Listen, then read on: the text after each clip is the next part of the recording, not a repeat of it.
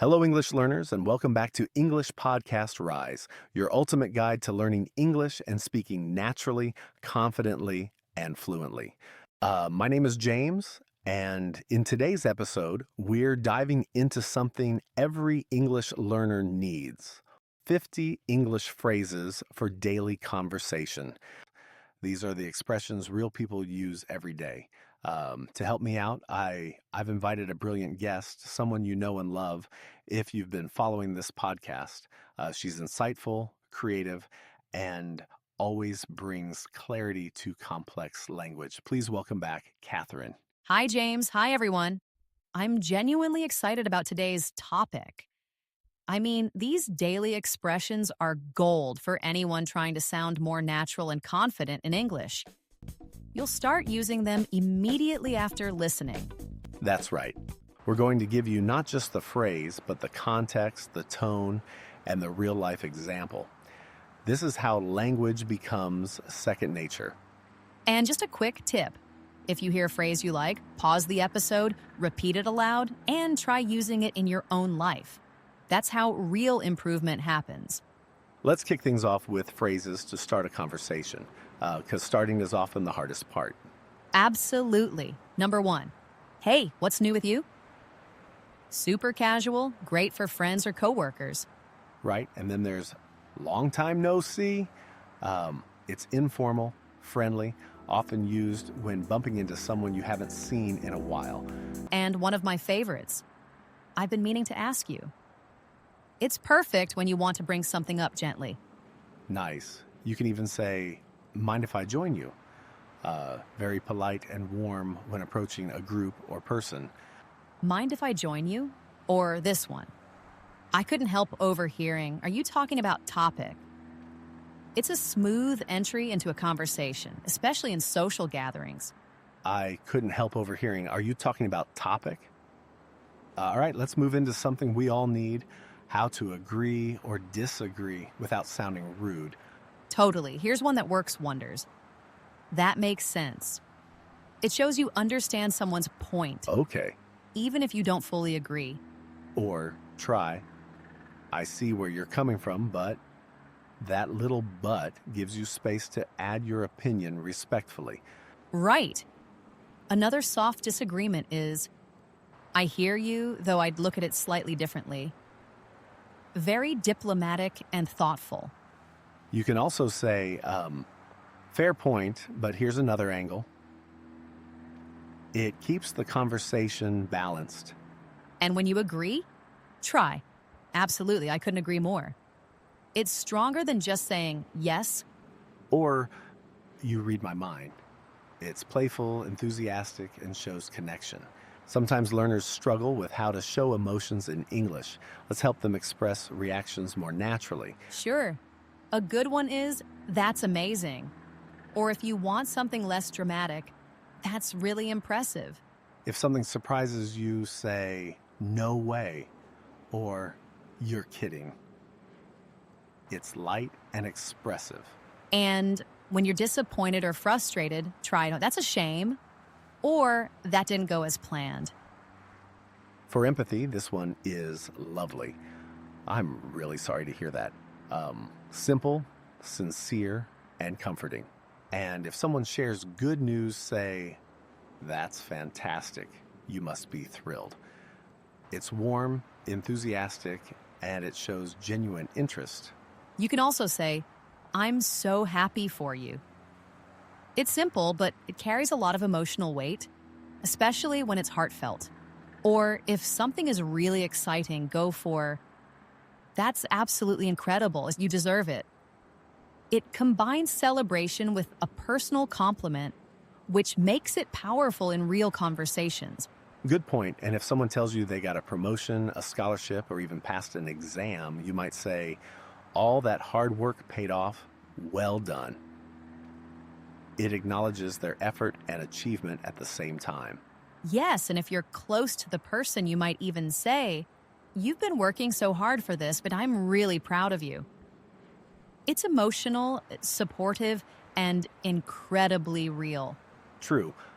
Now, let's keep going with a few phrases that show support or encouragement because sometimes people need a bit of a push or a comforting word. Um, Here's a beautiful one. I've got your back. It means I'm here for you. And it's very common among friends and close colleagues. Or if someone is nervous before an interview, say, you'll do great, just be yourself. It's reassuring and practical at the same time. One of my go-to phrases when someone's going through a tough time, take it one step at a time. It helps reduce overwhelm and encourages patience. Another one that's deeply comforting is whatever happens, I'm here for you. That's the kind of sentence that builds trust in relationships, personal or professional.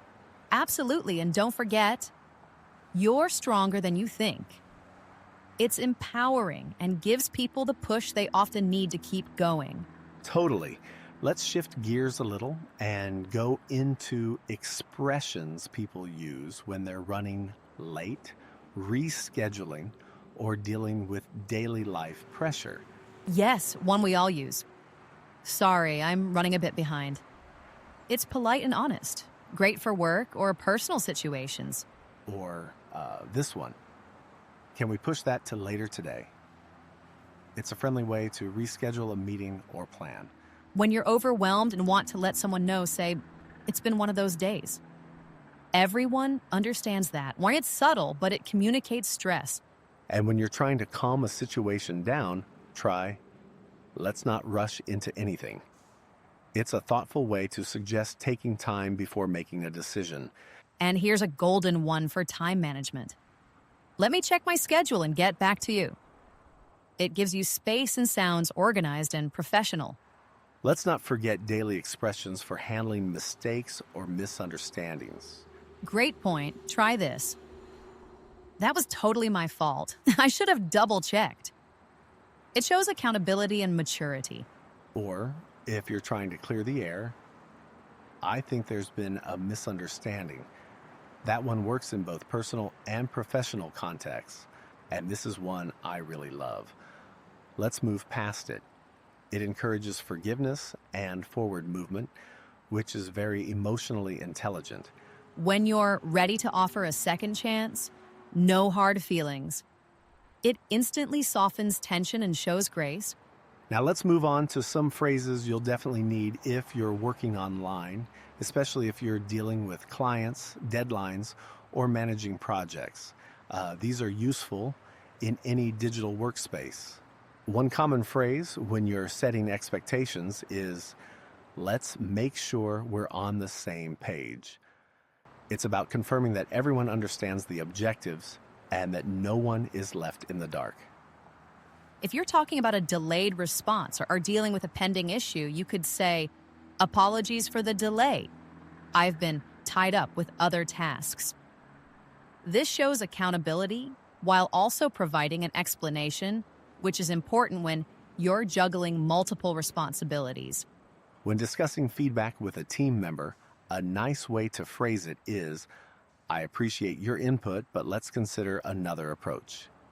It's constructive and doesn't dismiss their idea, just suggests a different direction. And if you need to ask someone to be patient while waiting for your response, say, I'll get back to you as soon as possible. Thanks for your patience. This acknowledges their wait and reassures them you're on it. For when you're busy but want to acknowledge someone's request, try, I'm currently in the middle of something, but I'll get to this soon.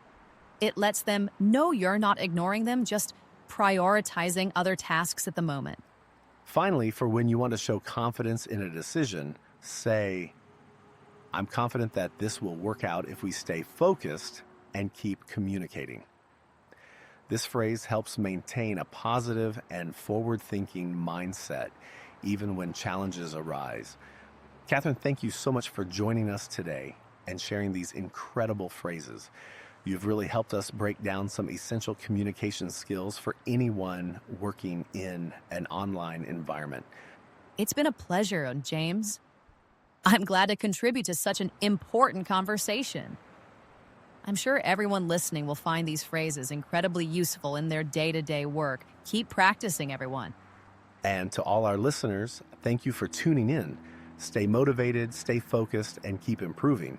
Every small step counts in your journey to mastering English and becoming a more effective communicator. If you enjoyed today's episode, don't forget to subscribe, leave a review, and share this podcast with anyone you think could benefit from it. Your progress is just one conversation away.